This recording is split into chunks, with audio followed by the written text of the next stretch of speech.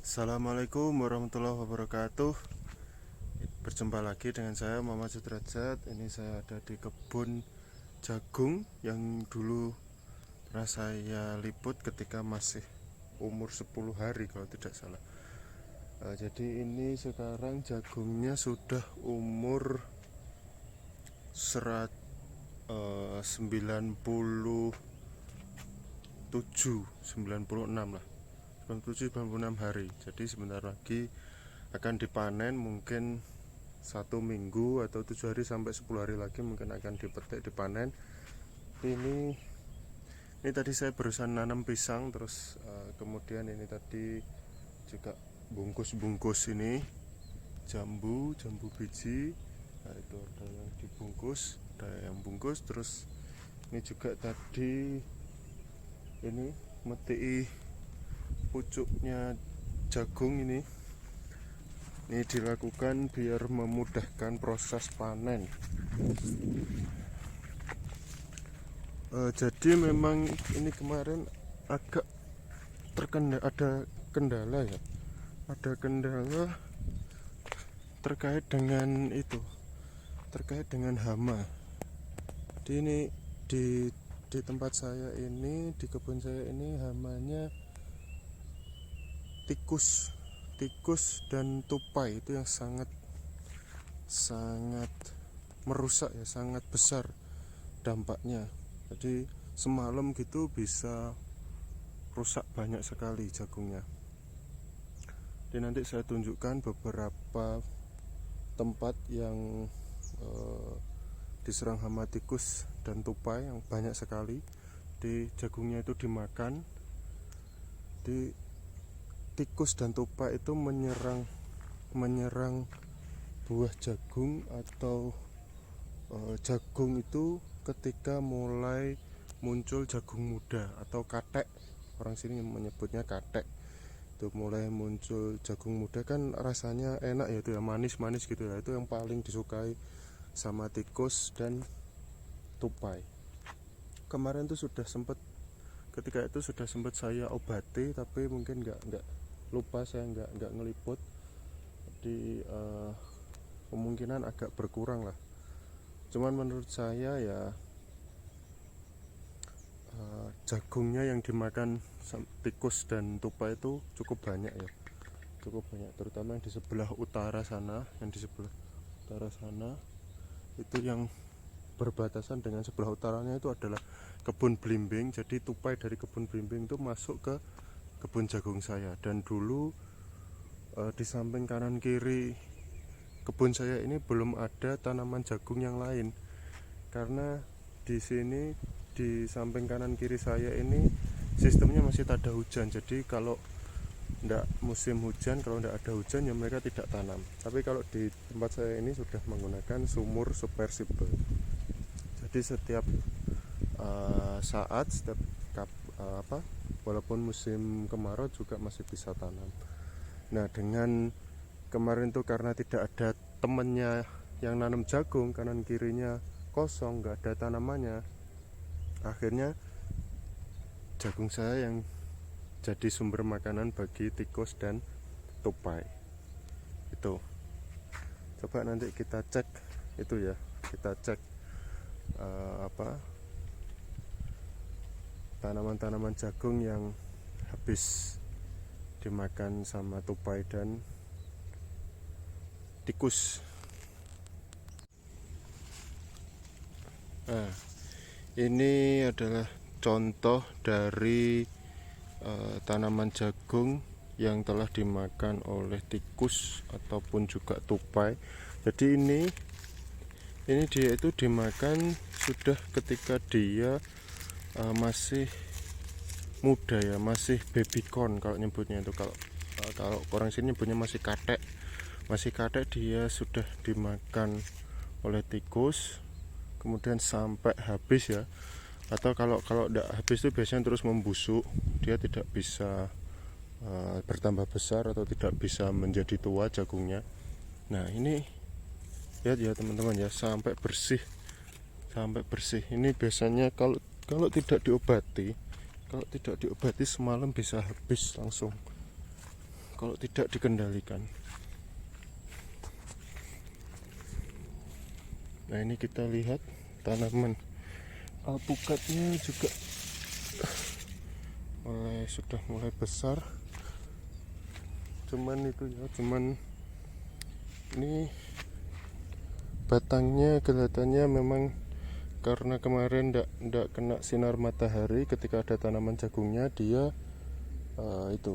dia agak lemes gitu, dia kurang bisa kuat gitu. Tapi nanti kalau udah kena panas biasanya akan kembali kuat lagi dia. Nah, ini juga tanaman alpukatnya sudah mulai tumbuh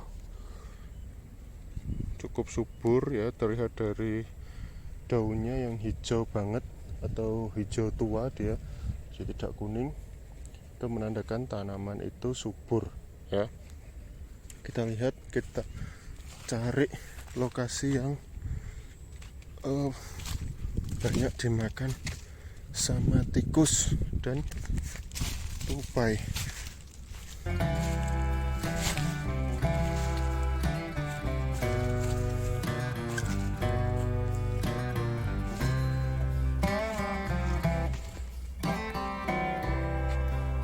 Jadi proses pembersihan daun-daunnya jagung ini itu selain berfungsi nanti memudahkan saat panen, dia juga berfungsi untuk mengurangi hama tikus ya.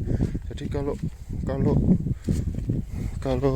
ini batangnya ini, kalau misalkan batangnya ini sudah bersih, itu biasanya tikus akan kesulitan untuk naik, untuk manjat. Jadi dia agak malu-malu gitu ketika akan makan jagung.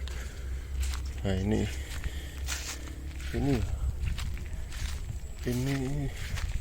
yang sini lumayan masih banyak, ini lumayan masih utuh, lumayan.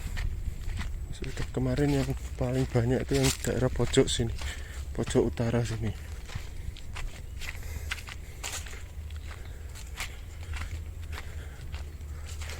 Nah, sini ini yang paling banyak. Nah, ini teman-teman, paling banyak. Dari lokasinya ini memang itu ya, agak istilahnya banyak rimbunan gitulah. Itu kan tempat sarangnya tikus dan tupai. Ya, ini lihat, ini yang sudah saya tebang, ini banyak sekali. Nah, hampir 1/4 dari petakan yang paling utara ini itu habis dimakan tikus.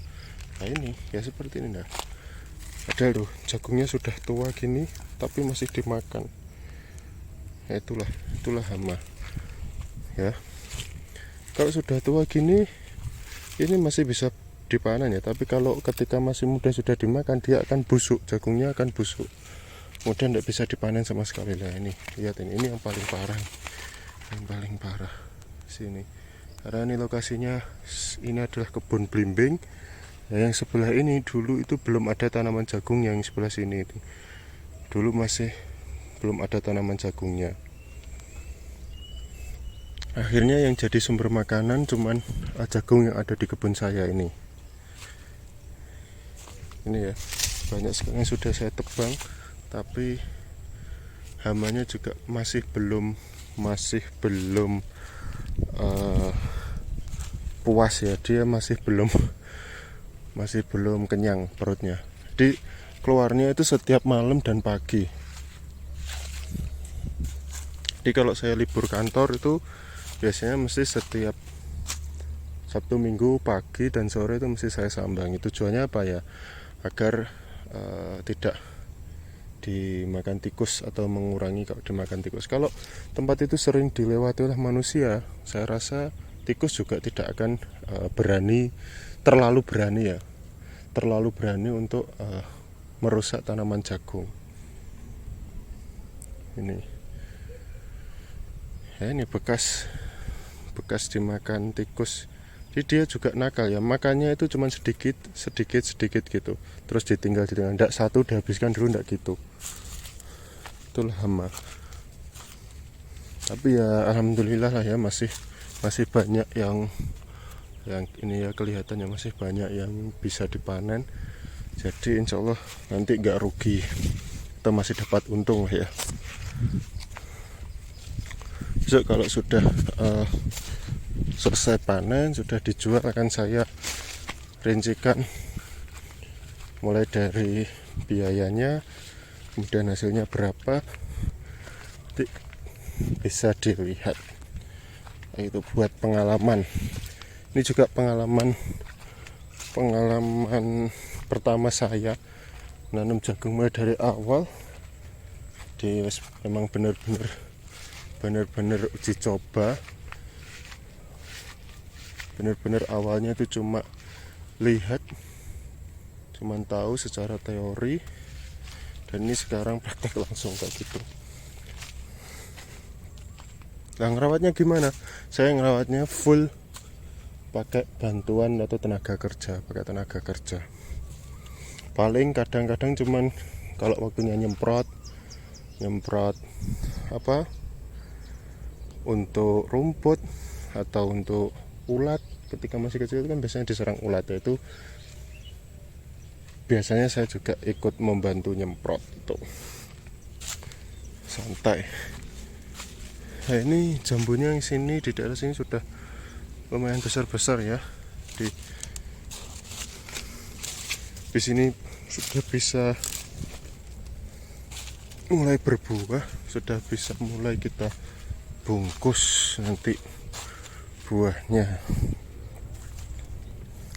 kayak gitu.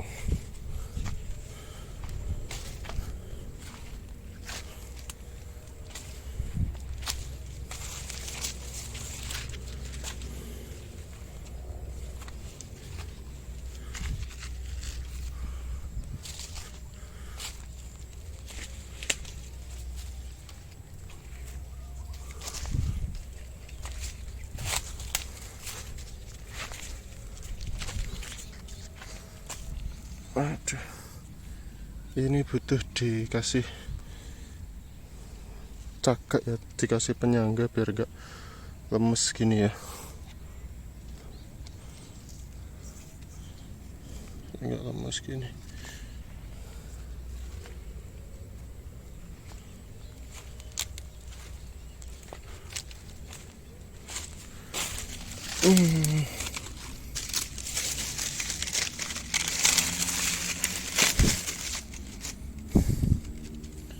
Ini dulu itu ya, apa itu,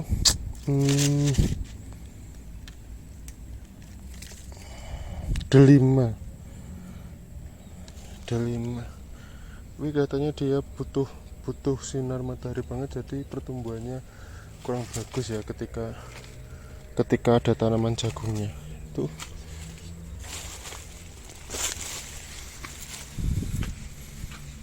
ini juga delima.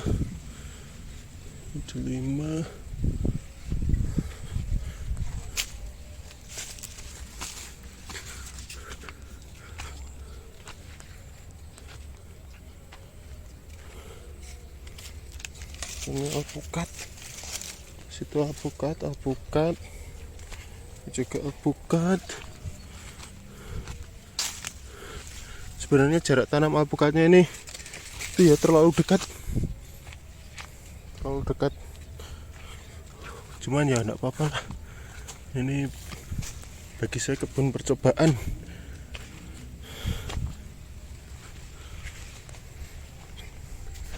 Jadi kalau mau belajar tanam apa-apa aja di sini. Ini alpukat, sana juga alpukat, ini pisang. Nah, ini tadi saya nanam pisang ini loh. Nah, saya nanam pisang ini 1, 2, 3 sama yang sana. Ini pisang Cavendish. Ini juga pisang Cavendish ini juga sudah tinggi ya. Besok kalau katanya habis ini sudah mulai keluar tuntutnya, karena sudah cukup tinggi pohonnya.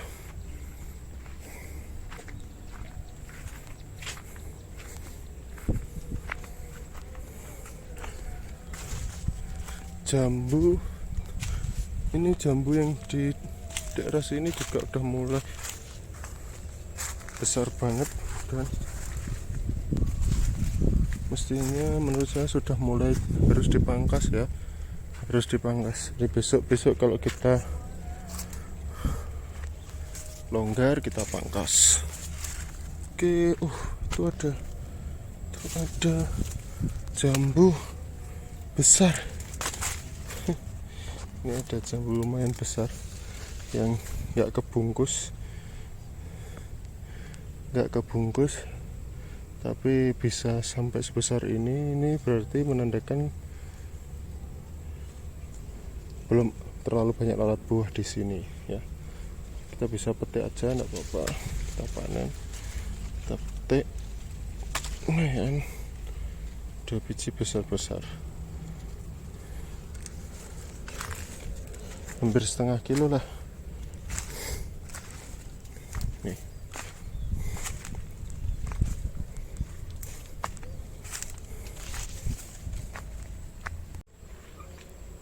Oke, itu tadi kegiatan sore hari saya ya.